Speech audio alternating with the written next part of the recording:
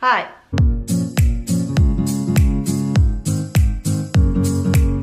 Hey guys, it's Katya. So I seem to not get along with narcissistic, male chauvinistic teachers. It just seems to be a trend that's still very prominent in my life now that another one of my teachers has harassed me. There was a teacher in my high school that hated me. But before I tell you about him, I have a product that I want to share with you. So today I'm working with Optical to show you some of their awesome sunglasses. And they're basically a company that offers stylish prescription glasses and sunglasses. So they come in these boxes. I picked out 3 to show you. So these are the first sunglasses. They have little pearls on the sides, which I thought were so cute. This is what they look like on. My face is a pea head, so don't think that they're huge. It's my face. But I don't know, I think they're really stylish. You know how cute sunglasses sometimes don't actually block the sun?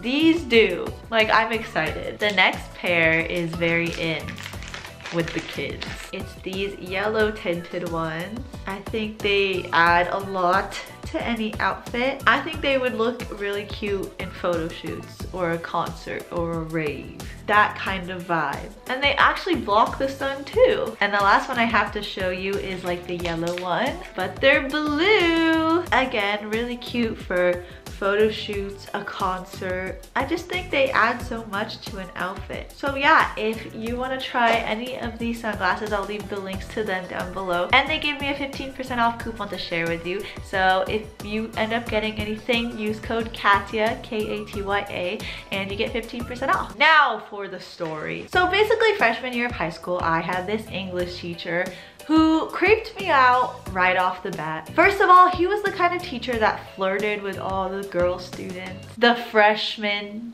female students, the 15-year-old.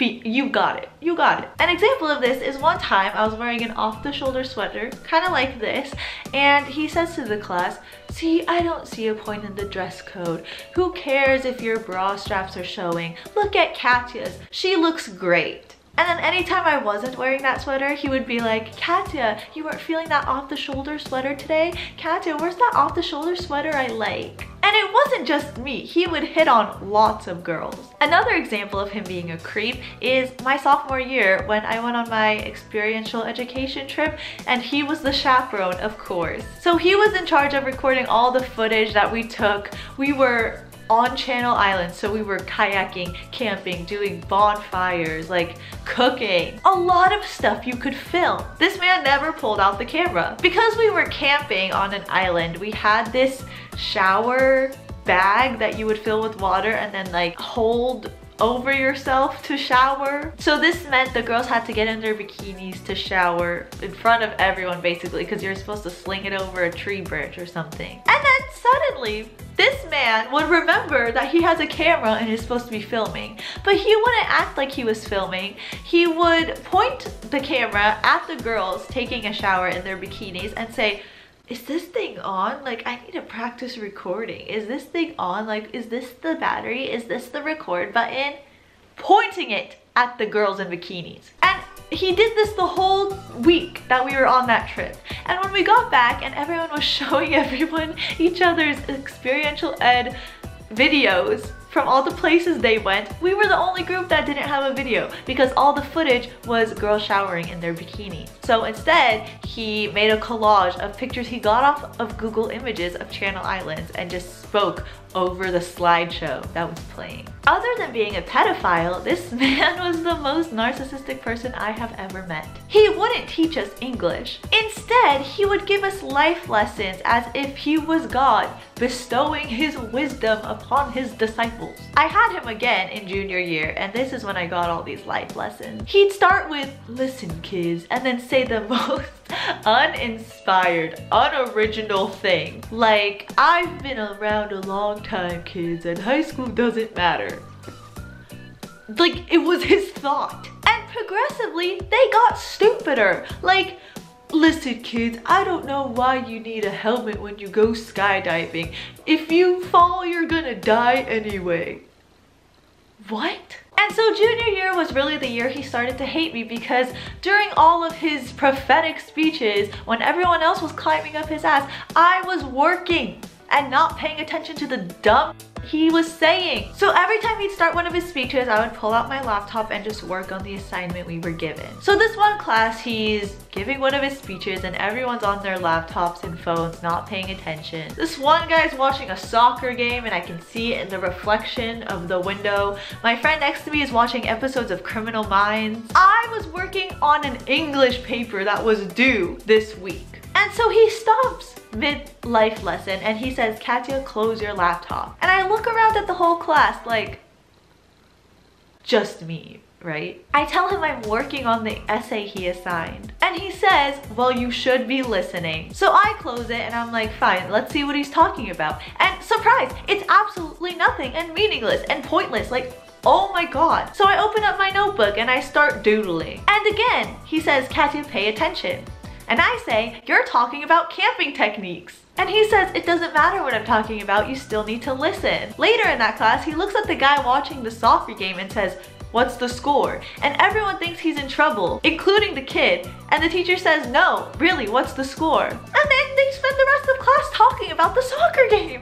I'm working on my English essay and you don't care that someone's watching a soccer game? So when they start talking about the soccer game, I say, well, if he's allowed to watch a soccer game, I should be allowed to work on English in English class. So I pull out my laptop again. And when I do, he says, "Katya, what did I say about the laptop?" While speaking to this kid about a soccer game that he's watching. After incidents like these, he would start giving me B's on English papers. And I might deserve a B in history or math or whatever, but not English. So after like my third B, I take my paper to him and I said, "Why is this a B? Please tell me what I'm doing wrong." And he looks over my paper and he says, "Oh no, it's great. You're doing a great job." And I'm like, "But then why is it a B?" And he's like, "It's great. This is a great paper." He couldn't tell me what was wrong with it. There were no markings on my papers, no comments. He just gave me a B. Then the next day in class, he has another life lesson for us. And it's, "Listen, kids, I don't know why some of you think you deserve an A, but don't come to me and say that you think you deserve an A. Like, who do you think you are?" Maybe the fact that you can't come up with one problem about my paper makes me think that I deserve an A. So my papers are still B's after this. My friend who watches Criminal Minds in class, he loves her. He gives her A's. Literally one time she read my paper and said, "Your paper was better than mine," and I got a B and she got an A. So then I had this theory that he just didn't read any of my papers and just gave me B's when he saw my name. So me and my friend had this plan that I wrote a paragraph and she would copy it into her paper, so we had the same exact thoughts on a part, and see if he gave me a B and her an A still. And he did. And when we got the papers back, that paragraph I wrote was marked off as wrong on mine and was praised on hers. Like with comments like, "So insightful, this is a really great idea." And on mine it just had an X. Around this time I needed his recommendation to get into AP English, and I knew I wasn't gonna get it, even though I was going to be an English major back then, so there was no way I was not getting in. Like, think again. So I went to the head of school and I showed them these two papers and I said, "I did an experiment and it was right. I need to be in AP English." And they said, "Well, you need to meet with all the heads of the English department then." So I did, and they were like, "Well, your teacher didn't recommend you because he said you don't listen in class and you don't work hard and you give attitude and all this stuff." And I was like, I would pay attention if the lessons weren't about skydiving and camping. And they were like, "AP English is really hard. Like, are you sure you can do it, bitch?" And I'm like, yes, the only reason I'm doing poorly is because he does not like me and I don't suck up to him.